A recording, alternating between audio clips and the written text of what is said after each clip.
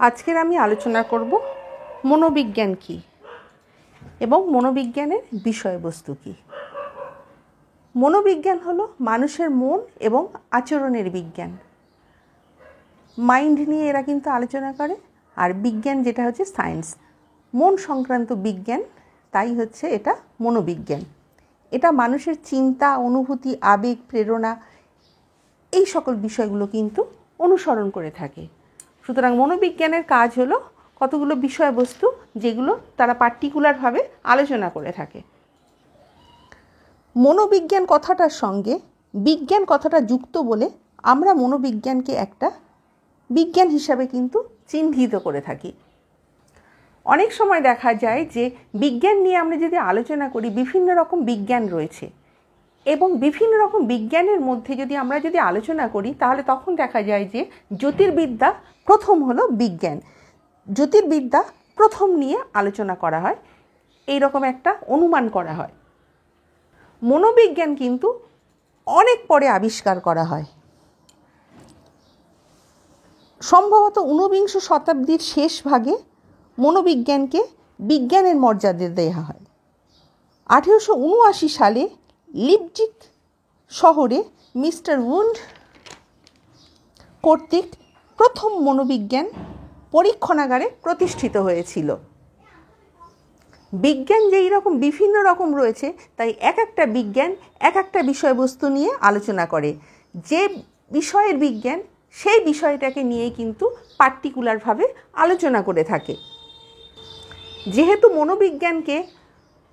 মনোবিজ্ঞানের অন্তর্ভুক্ত করা হয়েছে, অর্থাৎ মন সংক্রান্ত বিষয় নিয়ে যে বিজ্ঞান আলোচনা করছে সেটাই হলো মনোবিজ্ঞান। তাই মন নিয়ে এই বিজ্ঞানের কাজ হলো আলোচনা করা।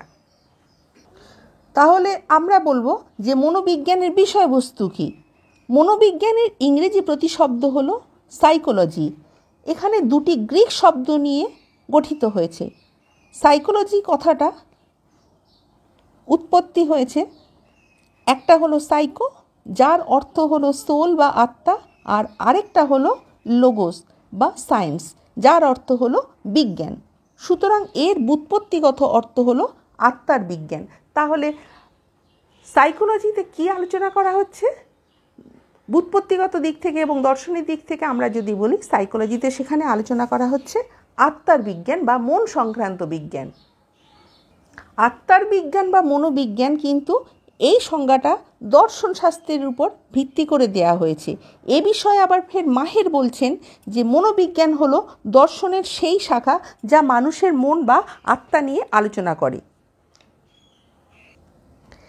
এই জাতীয় দার্শনিক মনোবিজ্ঞানীদের কাজ হলো আত্মার উৎপত্তি, আত্মার স্বরূপ ও পরিণতি নিয়ে কিন্তু আলোচনা করা। অর্থাৎ দর্শনের ভিত্তিতে আমরা যদি মনোবিজ্ঞানের আলোচনা করি, তাহলে সেখানে আত্মা, আত্মার বিষয়বস্তু, আত্মার পরিণতি, আত্মার স্বরূপ এইগুলো নিয়ে কিন্তু সেখানে আলোচনা করা হচ্ছে দর্শনের দিক থেকে। মনোবিজ্ঞানের বিষয়বস্তু এইরকম অনেক কিছু রয়েছে। তার মধ্যে জ্ঞানীয় প্রক্রিয়া রয়েছে, জ্ঞান সংক্রান্ত বিষয় নিয়ে আলোচনা করছে। স্মৃতি, আমরা অনেক কিছু আমাদের মনের মধ্যে থাকে, সেই স্মৃতিগুলো পরে কিন্তু আমরা রোমন্থন করে থাকি। তারপরে আমরা অনেক কিছু চিন্তা করি, সেই চিন্তার বস্তুটাও কিন্তু মনোবিজ্ঞানের আলোচনার বিষয়বস্তু।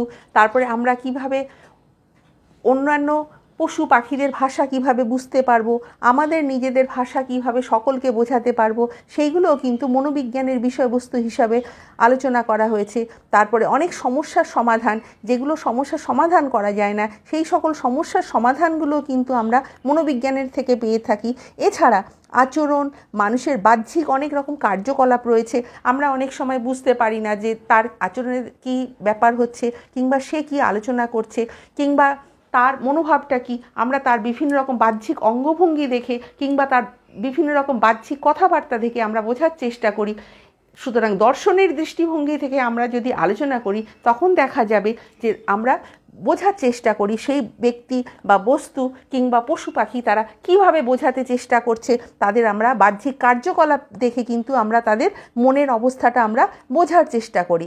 প্রাণীর আচরণ রয়েছে, এমন কিছু কিছু আচরণ দেখলে আমরা বুঝে যাব যে তখন সে খুশি হচ্ছে, যেগুলো আমরা সাধারণভাবে আমরা কখনো কিন্তু আলোচনা করতে পারি না, বুঝতে পারি না, কিন্তু আমরা মনোবিজ্ঞানে সেই সকল বিষয়বস্তুগুলো আলোচনা করি। মানুষের অবস্থা, মানুষের আভ্যন্তরীণ অবস্থা, প্রাণীর আভ্যন্তরীণ অবস্থা, সেগুলো আমরা মনোবিজ্ঞানের ভাষায় কিন্তু আমরা বুঝতে চেষ্টা করি বা বোঝানোর চেষ্টা করি। প্রত্যেক মানুষের মধ্যে আবেগ রয়েছে, আনন্দ রয়েছে, দুঃখ কষ্ট রয়েছে, কিন্তু সেগুলো আমরা কখনো সবসময় বাহ্যিক আমরা কিন্তু সাধারণ যদি দৃষ্টিভঙ্গি থেকে আমরা বিচার করি, কিন্তু আমরা সেগুলো কখনো বুঝতে পারি না। কিন্তু আমরা যদি মনোবিজ্ঞানের কতগুলো বিষয়বস্তু জানি কিংবা কখনো যদি সেই থিওরিগুলো আমরা অবলম্বন করি, তাহলে দেখা যাবে যে তার মনের মধ্যে কী অবস্থা হচ্ছে আমরা কিন্তু কিছুটা বুঝতে পারি। রাগ হলে যেমন বিরক্ত, তার হচ্ছে কিছু জিনিস ছুঁড়ে দেওয়া, হঠাৎ করে কিছু একটা বিরক্তির প্রকাশ করা, তখন কিন্তু বোঝা যাবে যে রাগ হয়েছে। ভয় দেখলে তার কিন্তু মুখ দেখলে বোঝা যাবে যে সে কিন্তু ভয় থেকে সিটিয়ে থাকবে কিংবা হয়তো কোথাও থেকে পলায়ন করার চেষ্টা করবে, বোঝা যাবে যে সে তখন ভয় পেয়েছে। এছাড়া এক একজন ব্যক্তির এক এক রকম ব্যক্তিত্ব থাকে, প্রত্যেক ব্যক্তি কিন্তু প্রত্যেকের থেকে আলাদা, অর্থাৎ পার্সোনালিটি একজনের সঙ্গে কিন্তু আরেকজনের কখনো ম্যাচ খায় না। তারপরে ব্যক্তির আচরণের ধরন, এগুলো সবই মনোবিজ্ঞানের বিষয়বস্তু। সে কোন পরিস্থিতিতে কিভাবে আচরণ করবে, কিভাবে কথা বলবে, এবং হয়তো কোনো রকম পরিস্থিতিতে আরও তার ব্যক্তির সঙ্গে তার ব্যক্তিত্বটাকে আরও ভালোভাবে দেখাতে গিয়ে আরও সুন্দরভাবে কিভাবে ডেভেলপ করতে পারবে, সেই সকল বিষয়বস্তুগুলো কিন্তু মনোবিজ্ঞানের আলোচনার বিষয়বস্তু হয়ে থাকে। ব্যক্তির আচরণগত ধরন, বিকাশ, জীবনের বিভিন্ন পর্যায়ে মানুষের পরিবর্তন, তারপরে শিশুর বিকাশ রয়েছে। শিশু তো সহজে বেড়ে যেতে পারে না, তার সঙ্গে কখন কোন বয়সে তাকে কিভাবে শিক্ষা দিতে হবে, কোন বয়সে তাকে কতটুকু তার সঙ্গে মিশতে হবে, তাকে কিভাবে সিম্বল দিয়ে তাকে কিভাবে বোঝানো হবে, এগুলোও কিন্তু মনোবিজ্ঞানের আলোচনার বিষয়বস্তু হয়ে থাকে।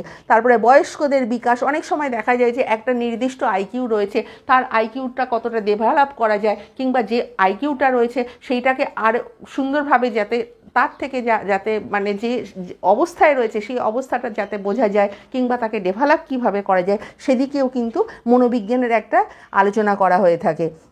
এছাড়া সামাজিক মনোবিজ্ঞান, সমাজের পরিস্থিতি, সামাজিকতা যাতে কিভাবে বাড়বে কিংবা প্রত্যেক মানুষ মানুষের সঙ্গে সুন্দরভাবে আচরণ করবে, সেই সকল বিষয়বস্তুগুলো কিন্তু সামাজিক মনোবিজ্ঞানের একটা অন্তর্ভুক্ত হয়ে থাকে। এছাড়া সামাজিক পরিবেশে মানুষের আচরণ কিভাবে, সামাজিক তার প্রভাব, এই সকল বিষয়বস্তুগুলো কিন্তু মনোবিজ্ঞানের আলোচনার বিষয়বস্তু। সুতরাং আমার ভিডিও তোমাদের ভালো লাগলে অবশ্যই লাইক, কমেন্ট, শেয়ার এবং সাবস্ক্রাইব করতে ভুলো না। নেক্সট টাইম আমি আরও একটা নতুন ভিডিও নিয়ে তোমাদের সামনে উপস্থিত হব।